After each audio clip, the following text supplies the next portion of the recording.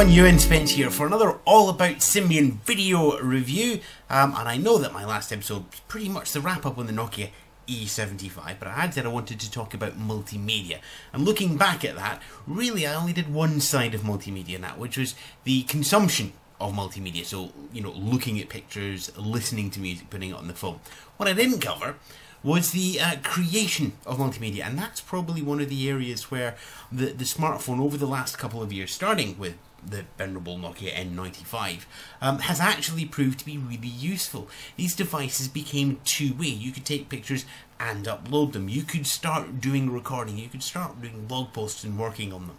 And really, the addition of the camera way back in the Nokia 7650, and now with 3 megapixels and 5 megapixels coming around, has been, you know, a great boon. It's turned these into reporting tools. It's turned these into giving everybody a camera on the street. So I wanted to just very quickly in this last part here have a look over at the creation of stuff. Now, one of the advantages of this, and outside of the creation, is the fact that the codecs used, all your multimedia and your video recording, when you're pulling down video, means that it's really easy and you've got more choices and availability of items to watch. And unfortunately, unlike MP3, there isn't just one video format file. There's unfortunately many of them that go around, and the more codecs you have on a device, the better it is for it. And because it's Series 60 version 3 Fetchback 2, there's a huge amount of codecs available on here, almost the same amount as on the N series.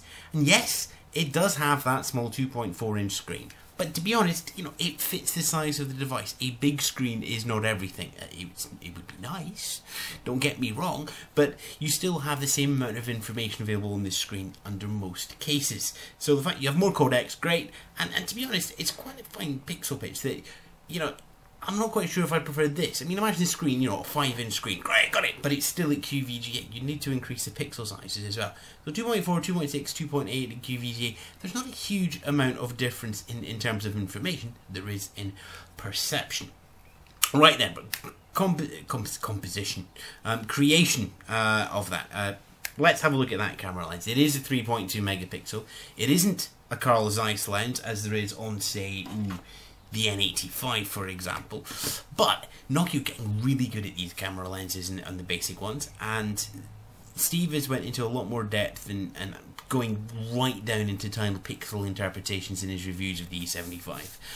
But you get a nice rich vein of colours. The CMOS sensor behind the lens, what actually captures the photons coming in, is actually very good and probably of a higher spec than of most other phones, and that makes just as much, if not more, difference than the lens, providing nice clear pictures as long as you have reasonably good lighting. Yes, there is an LED flash on there, and yes, it is significantly better than the flash that's available in previous camera phones, but it's still an LED, and there are areas where it doesn't perform very well, especially when it comes down to range. If it's very close pictures in a pub, then you're just about okay with the LED flash. If you're going for a longer distance shot, then, you know, this isn't that. And of course, it's not designed to be the great big photo smartphone. I'm wondering, actually, do any of those photo smartphones allow you to put an external flash on? You know, phone with an external flash would be interesting. But other than that, what is also coming through that lens is video capture, and it's good. It's your 30 frames per second. It's VGA, so it's slightly below the DVD standard, which is 720 by 560, if memory serves me right, and of course far below HD standard, which is like 3 or 4 times that. But other than that, it captures video well. And again, it comes down to that same review. What it does is it does things that are above average. It does it well, and a lot of that is down to the maturity of Nokia's software and Nokia putting a little bit of money behind the parts, not going for the completely cheap parts, going for maybe the next level beyond that. It's not Carl Zeiss, it's not had a huge amount of investment in it relatively, but what there is very strong there. The thing that disappoints me, and not just in the E75, but over most of these smartphones, is there's a great stock on camera, there's a good stock on video, but the audio recording capabilities on these devices is absolutely diabolical. And first of all, software. The software is still press a button to record a normal event and stop it again. You're actually better using video and dumping the video, but you still resort to using either the built-in microphone, which is a tiny hole here, or Nokia's hands-free kit with the extra connector inside that jack.